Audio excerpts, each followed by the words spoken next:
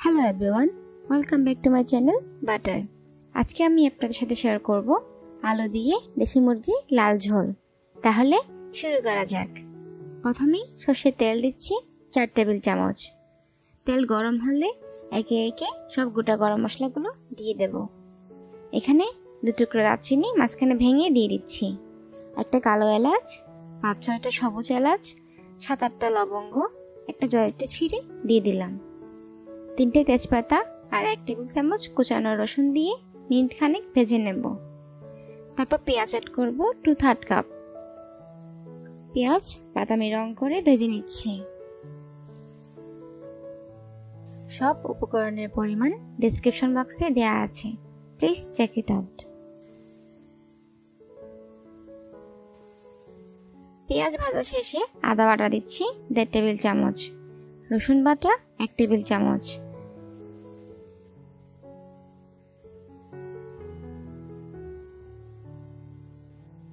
পেঁয়াজ বাটা 2 টেবিল চামচ।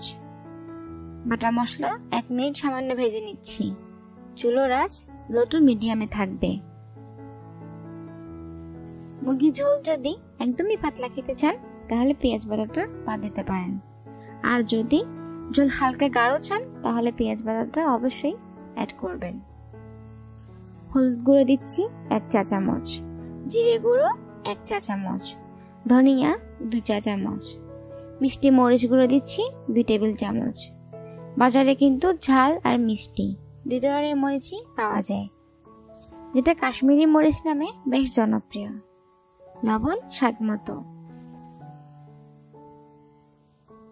আর সামান্য কাঁচা জল দিয়ে মশলা কষিয়ে নেব। মুরগির লাল ঝোলের কালার কিন্তু এই মরিচ আর সর্ষের তেল থেকে আসবে, তাই চেষ্টা করবেন দুটোই তরকারিতে ব্যবহার করতে। আর ঝোলের কালার যদি আমার রেসিপির মতো না হয় বা আপনার মনের মতো না হয় তাহলে মোটেও ভাববেন না। ভালোবেসে কাছের মানুষের জন্য রান্না করলে স্বাদ আরো দ্বিগুণ হয়ে যায়। কালারে কি এসে যায়, টেস্টটাই আসল। টক দই দিচ্ছি 2 টেবিল চামচ। ভালোভাবে ফেটিয়ে তরকারিতে দেব, না হয় তরকারি ছাড়া ছাড়া হয়ে যাবে।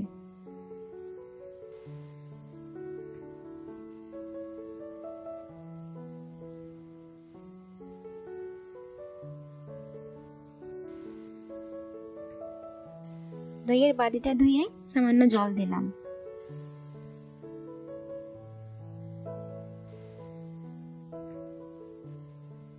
শুরু থেকে শেষ পর্যন্ত আমার মশলা কষাতে 7 থেকে 8 মিনিট সময় লেগেছে। চিকেন দেওয়ার আগেই আমাদের মুরগির ঝোলের কালার কিন্তু চলে এসছে, ভারী সুন্দর লাগছে বলুন। আমি এখানে 1 কেজি দেশি মুরগির মাংস নিয়েছি, মানে মুরগি কাটা ছেঁড়া করার পরের মাপে 1 কেজি। দোকান থেকে কালি কাট করে এনেছিলাম। দেখুন পা গুলো একদম মুড়ো করে কেটে দিয়েছে, পরেরবার একটু বাড়িয়ে কাটতে হবে। এবার মশলার সাথে মাংসগুলো কষিয়ে নেব। চুলোর আঁচ মিডিয়ামে রাখবো। আমি কিন্তু এখনো জল অ্যাড করিনি, 5 থেকে 6 মিনিট কষিয়ে নিচ্ছি।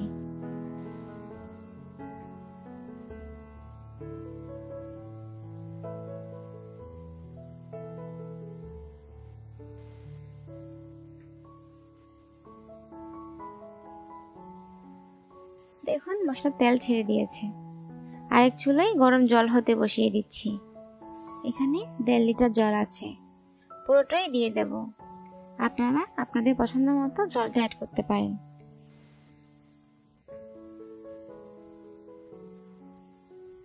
পাঁচ মিনিট জাল করার পর জায়ফল গুঁড়ো দিচ্ছি 1/2 চা চামচ। এরপর লো হিটে 1 ঘন্টার জন্য রান্না করব। মাঝে ঢাকনা খুলে ভালোভাবে নাড়িয়ে দেব, যাতে তলায় লেগে না যায়। আর মাংস যখন 70 থেকে 80% কুক হয়ে যাবে তখন আলু দেব 500 গ্রামের মতো। আলু কাঁচাই দিচ্ছি, আপনারা চাইলে শুরুর দিকে সেম প্যানে আলু ভেজে নিতে পারেন, তবে একবার কাঁচা আলু দিয়েই দেখুন, টেস্টটা কিন্তু খারাপ হয় না। আলু দিয়ে তরকারি সুন্দর করে মিক্স করে দিচ্ছি। রান্না করব মাংস আর আলু সেদ্ধ না হওয়া পর্যন্ত। ওই যে বললাম 1 ঘন্টার জন্য। টোটাল মাংস আলু রান্নার টাইম কিন্তু 1 ঘন্টা। সহজভাবে বলতে গেলে আলু তরকারি নামানোর 20 মিনিট আগে দেবেন, তাহলে আর গলে যাবে না। নামানোর আগে 1 চা চামচ গরম মশলা দিচ্ছি, 4 থেকে 5টা কাঁচামরিচ আর 1 চা চামচ ঘি দেশি ফ্লেভারের জন্য, চাইলে বাদও দিতে পারেন। এগুলো দিয়ে লাস্ট 5 মিনিটস রান্না করব।